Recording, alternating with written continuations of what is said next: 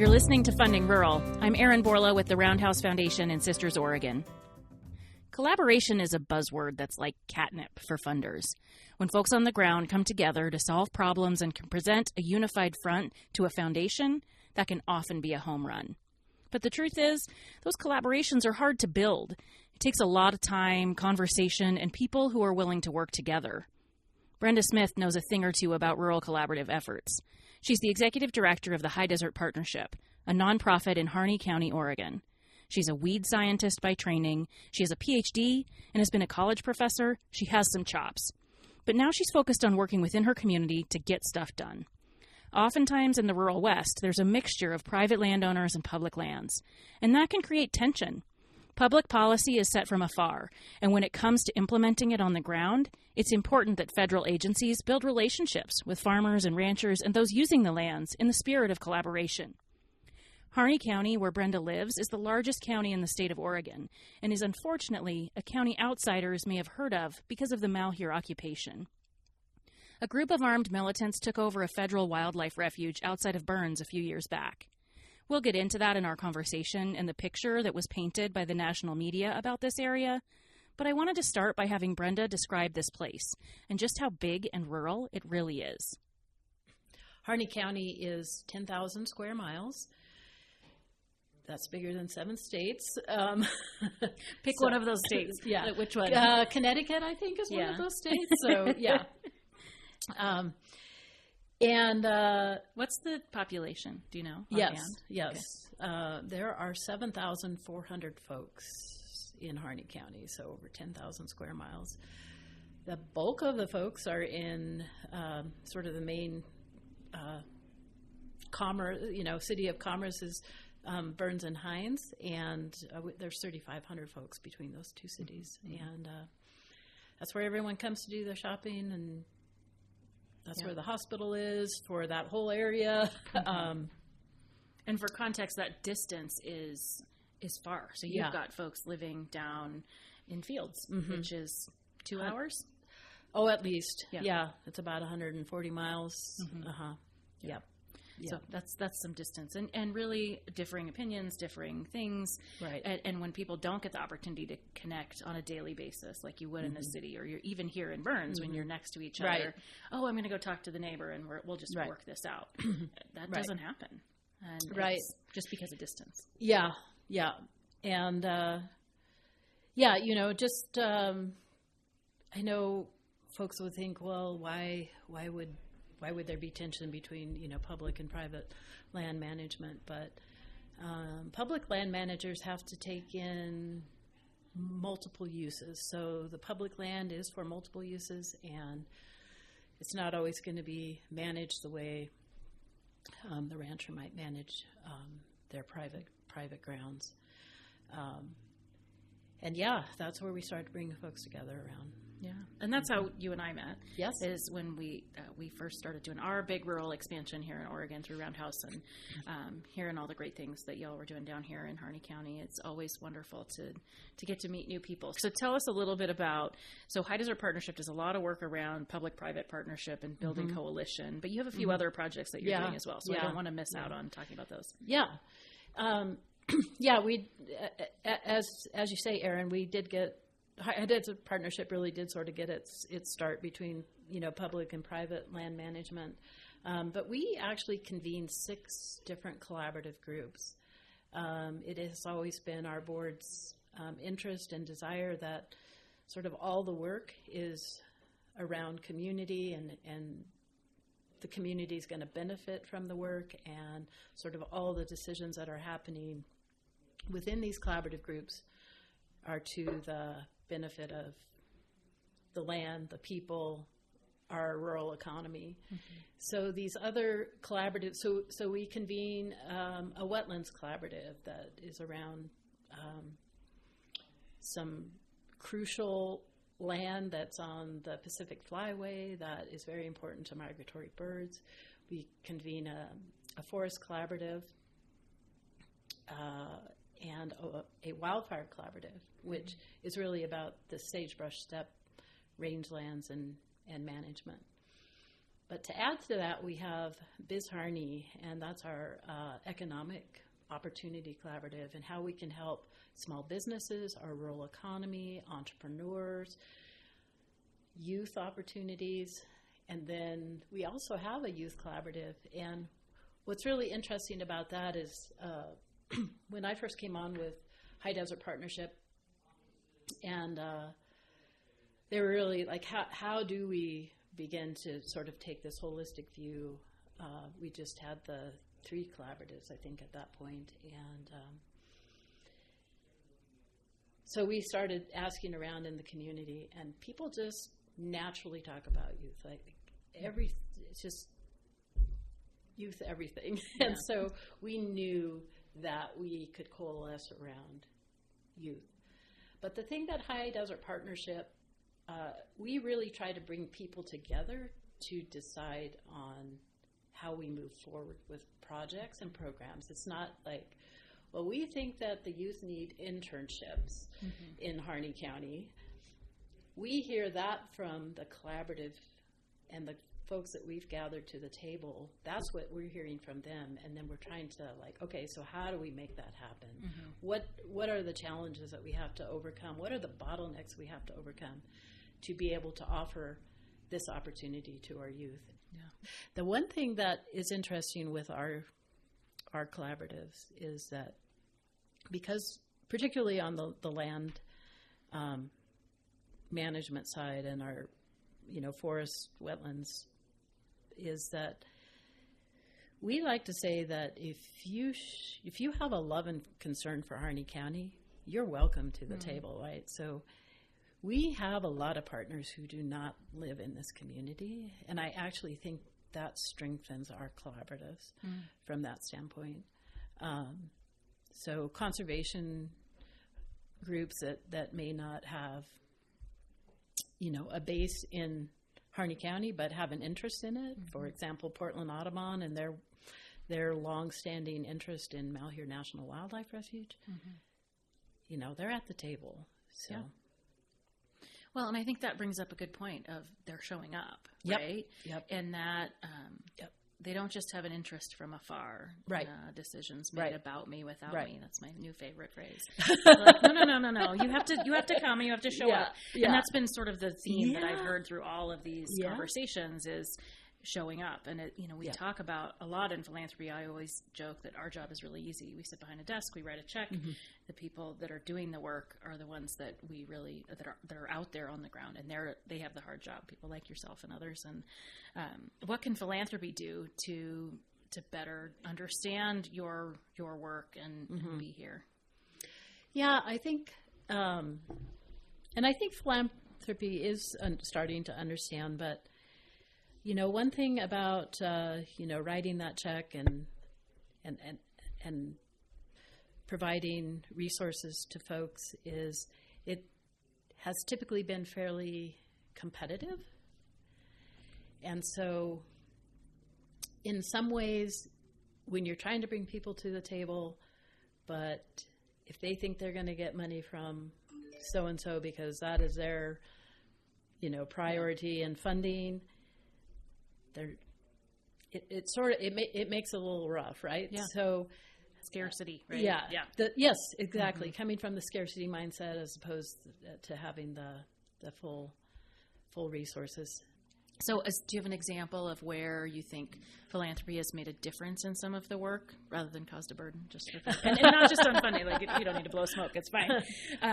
It's one of those no, that was really helpful because that helped leverage this or that, or. Oh, yeah. So philanthropy has really helped our organization with, I would say more capacity dollars so that, we can have some people helping coordinate and, collaborate and figuring out who to bring to the table and, helping us with grant writing and, it's been really, and I would say the specific example is,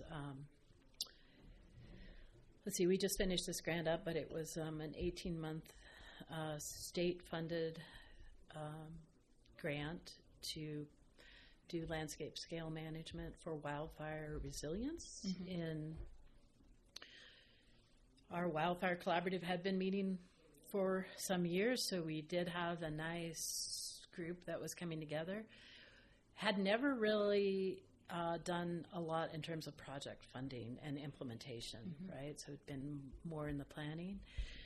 So it was really interesting to see those partners who'd been working together, coming to consensus on, what was needed for wildfire resiliency, now have this opportunity for some funding.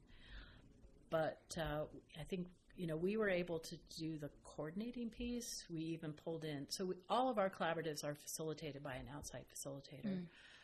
So we're not really driving that bus even, right? You don't have to see him at the grocery store and be like, oh, sorry, I had to cut you off on that. Exactly, exactly. So we've been able, so we were successful in bringing those wildfire partners together. Everybody sort of had their project. We put in the application, and we got 70,000 acres of invasive annual grasses treated. We got several thousand acres of juniper treated. We've got fire lines treated, and partners got their work done. I just felt like that was a really great example of a pretty substantial amount of money getting out on the ground the way the agency wanted it on the ground, the funder wanted it on the ground, and the partners came together. Yeah. And the fact that we had philanthropic funding to support our capacity was huge in that. So yeah. So as you have people come together, these are all amazing stories, and like I said, I've been so impressed with your work. But how it's not always sunshine and roses, right? What happens if somebody disagrees? You have an outside facilitator. Yeah. Well, yeah, collaboration is not for everyone, for sure, right? I have to remind myself of that. To tell my teenagers that at home. Collaboration is not for everyone. This is how this is going. Yeah, exactly. Yes, and it starts at home. I'm the mom. You're the kids. Yeah. So, yeah,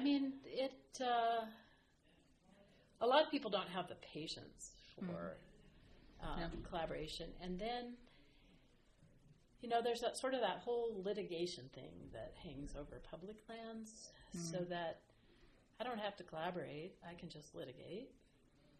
But are you actually going to get what you want by litigating? Yeah. And so I think that's what, I don't know. Yeah. There's lots of places that, it's maybe not the best option. The one thing I say is that these are complex challenges. If it was a simple problem, we probably wouldn't need collaboration. Or it'd be solved, right? It would be solved. It would have solved it. It would have solved it, yeah. So, but yeah, it is sort of just this constant building relationships, and I do think that's sort of the basis of, and the foundation of our work is that it's this one-on-one relationship building that needs to happen even before you come to the table to collaborate, right? Or what is this all about, right? So there's a lot of conversations that need to happen, and a lot of it needs to happen on one-on-one. It's not like, okay, we've all gathered you together here today at this one happy table, and we're going to go away, and it's going to be wonderful. Because it really isn't, and it is. I have a couple of, I would say, early career staff folks, and getting them to know that I'm sorry this one particular partner is not feeling good, right? And they may not ever, right? Like you may never have. It may always be challenging to work with them, but it's worth leaning in to try to make it happen. So. A lot of the work that we are trying to tie things together here through this podcast is around One, explaining what rural looks like, what frontier looks like as far as a landscape, right? When we think of a city or a town, sometimes it paints a certain picture based on whatever your history is. And in the winter of 2015, 2016, here in Harney County on the Malheur Wildlife Refuge was occupied or taken over. So tell us a little bit about that and about your experience here as a Harney County resident. Yeah. Well, that was really interesting time.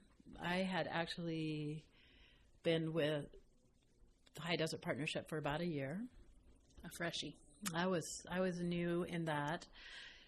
I am not Harney County raised, so at that point, I guess I've been here about 10 years, maybe, which is like no time. Still not a local. Still like no time. It's still, but what's really interesting is Harney County has always really felt like home to me. So I know I'm not of Harney County. That's clear, but I've always felt really accepted, and it just feels like a really good place. So with that, so some folks that have had issues with the federal government for quite some time, and sort of, the narrative of take back our lands and poor management and all of that.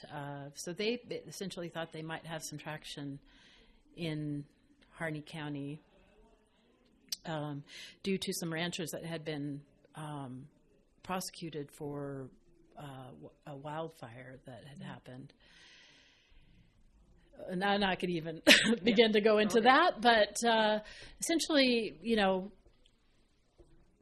just basically folks that just thought they were going to come in and take things back, essentially, thought they had some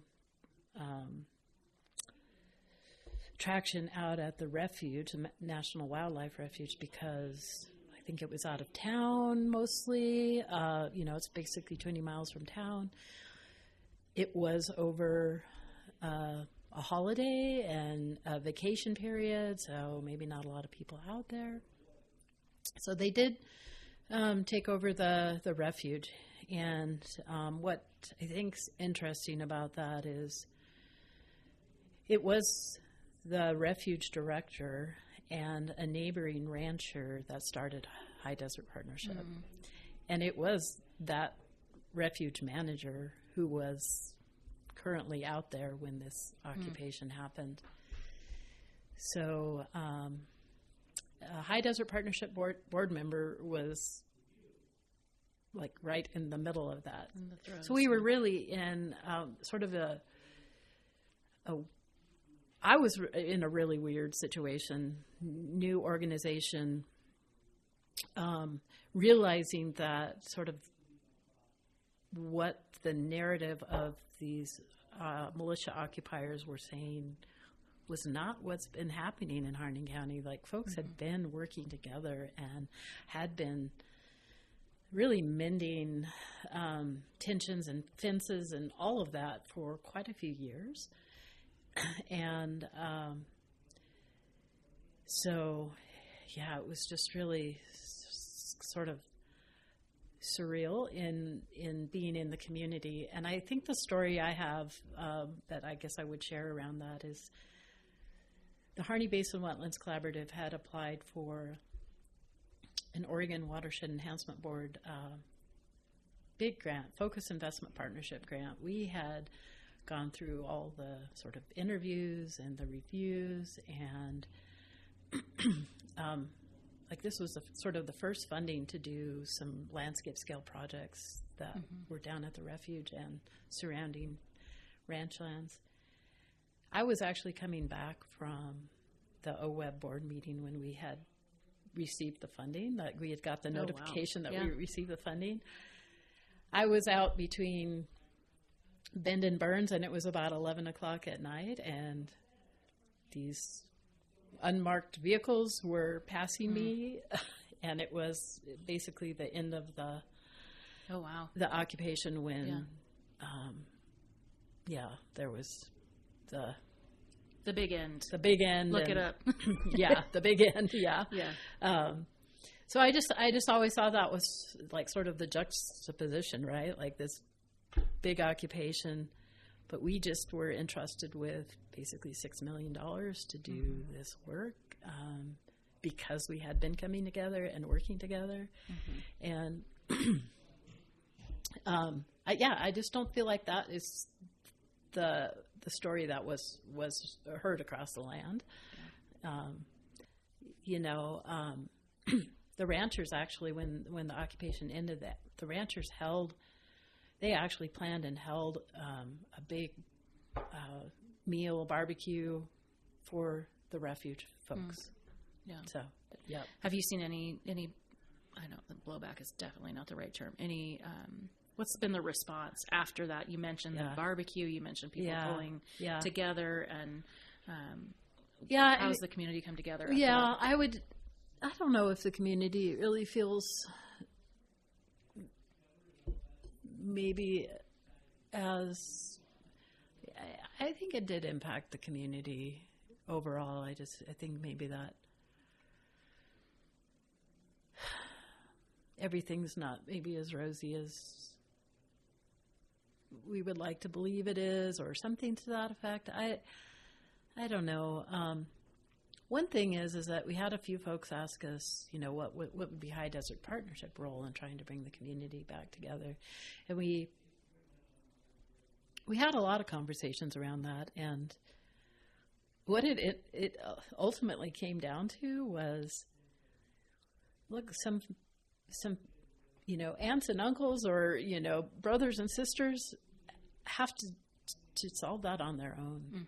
If they participated in a way that was bad behavior or like they were in disagreement, they got to solve that on their own. That is not something that an organization can do with a facilitator or not, right? What's your lane? Yeah. Not family therapy. Yeah, right. But exactly. We are not family therapy. So Well, I think it's so interesting, just the portrayal of what rural is, and that particular instance was such a highlight of where people sort of dove into what their preconceived notion was of a community like Burns and or Harney County in general. And that just when you said that made me think about one thing I thought was really interesting, sort of being in the community, is many of our ranching families have a member of the family that works for a federal agency, whether it's the Forest Service or the Bureau of Land Management or Fish and Wildlife. So I thought it was interesting that, like, folks would lump ranchers in, but, like, guess what? Part of that family is an agency family, right? So, I mean, a lot of times, those harder conversations that happen in collaborative meetings, we do talk about, one of our facilitators is, what is your worst fear? And interestingly, when you sort of take it to a high enough level, we all are the same, right? It's sort of disagreements about how we get to that space. We do want clean water. We do want, functioning land. We want resilient communities. It's hard to argue against that. It's, we get into the spaces of how we get there is how. And it's even the language sometimes, right? Yes. Like, we want a place for our children and grandchildren to live and love and thrive. And we are saying the same thing that our urban counterparts are saying. We're just using different language. Yes, exactly. So I so appreciate the work that you do, bringing people together and recognizing that we are trying to get to that. What's the end goal? What's the end game? And kind of cutting through the baloney to get there. Well, I just really appreciate that Roundhouse came into my life and our organization's life, and just sort of the authenticity that you bring to funding and philanthropy, and Well, yeah, we're trying. I mean, I Yeah. appreciate that a lot. It's definitely trying to find the balance of how do we work in both worlds, right? But I think the biggest piece that has been a surprise to me has been one, it's not a surprise that there's amazing work happening. What's shocking to me is that nobody knows about it. And how do we elevate those stories and talk to the Brenda Smiths of the world and the High Desert Partnerships of the world and say that, gosh, we're doing really incredible things in these communities, and let's share it. Yeah. So Yeah. Well, thank you for that, because there's just never enough ways to share it seems like. So.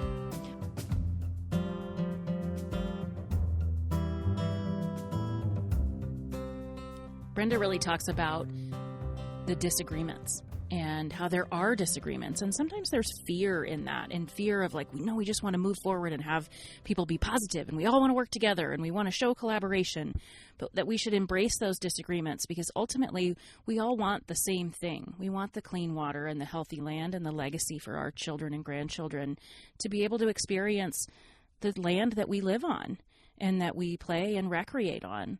And so how do we embrace those disagreements to be able to pull together a really strong movement forward, right? So collaboration can be hard. How are we as funders looking at those collaborative efforts on the ground? You know, I think we get asked a lot about collaboration, and, we have this great new program that's coming up and we're collaborating and we know everybody. It's such a buzzword for folks. So I think with Roundhouse, what we've tried to do is really get to know folks on the ground, which we've talked about a lot. I mentioned in previous episodes our grant review committee that's made up of folks from across the state. So getting feedback about, hey, this applicant says that they're working with these 6 organizations. I know that they're not. Or, they're great. They really are pulling people together.